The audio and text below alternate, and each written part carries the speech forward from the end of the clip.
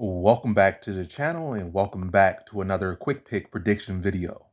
In this video, I'll be predicting the Bellator bout in the light heavyweight division between Jose Augusto versus Simon Biyong.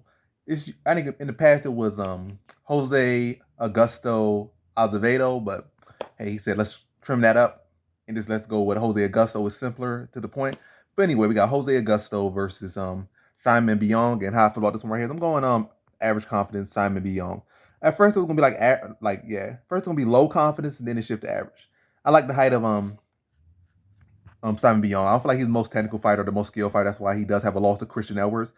And where I'm trying to go with this is I feel like you can have a lot of talent, but when your skill is not really up to the level of your talent and your athleticism, and you kind of fight a little bit sloppy at times, that leaves those little leeways for people that aren't all that good to beat you. Or like he just fights a little bit smart and he scores a couple takedowns and move his feet a little bit. He won the fight because you was out there swinging and exploding and you tire yourself. Or maybe a case like that, you can't finish him, you get tired, then he beats you. Or a case of he just knows a little bit more than you, lands a little bit cleaner, he gets a couple takedowns, and you just like say you know all this athletic emotions, or you take a big step up from fighting in mediocre competition, and like say your fight IQ didn't really get a chance to develop.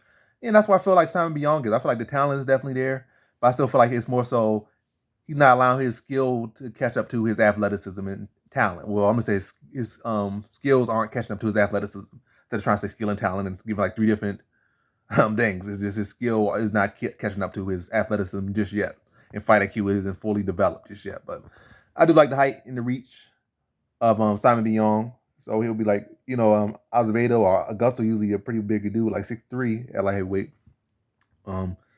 What's his name? Simon Biyong is 6'5", so he'll be big.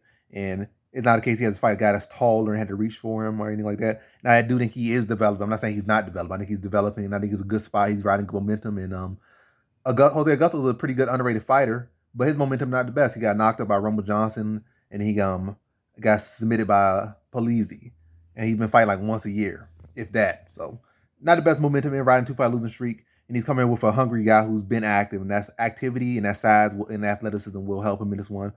And yeah, I think with having similar size or actually better size on him, if he's not gonna have as much issues, maybe a shorter guy trying to come in on Azevedo, then you could open the counters. But I feel like when your height's similar or you're bigger, the counters aren't there as much. At least especially when you're explosive and you're already athletic like that.